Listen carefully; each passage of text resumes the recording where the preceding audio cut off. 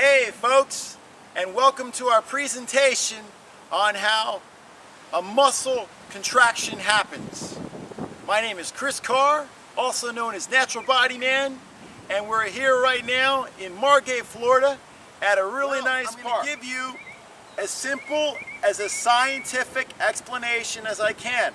I know there's many people out there that are interested to see how this movement occurs scientifically in exercise, and you're very into exercise and stuff and you want an explanation.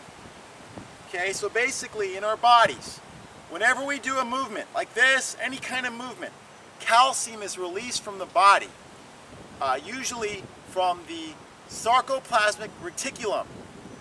Okay, so this is what happens. An action potential, which is one of these things that's going to help initiate movement, travels down the transverse tubule. It travels down a pathway. When that happens, calcium is released from the sarcoplasmic reticulum.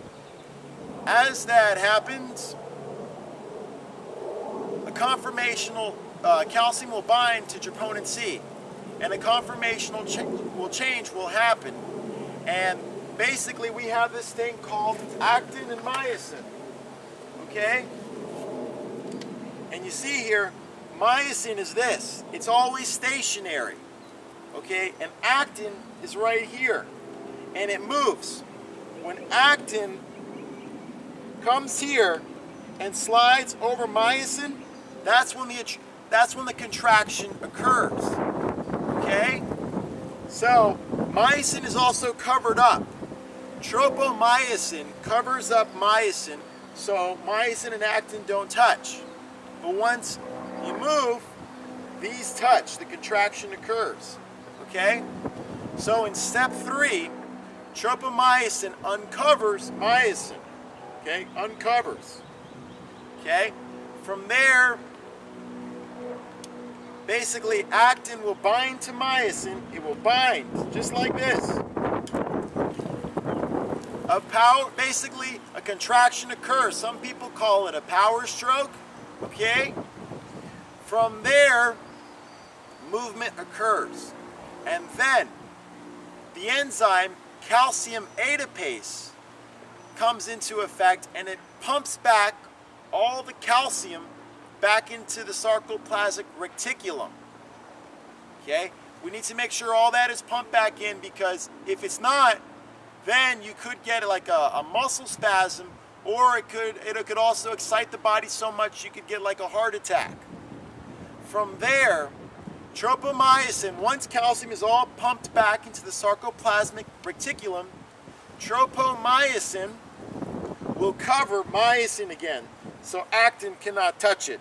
You see? And that is what happens with movement. If you've taken anything from this, in our muscle fibers we have myosin. They're always there. But the actin are in different spaces.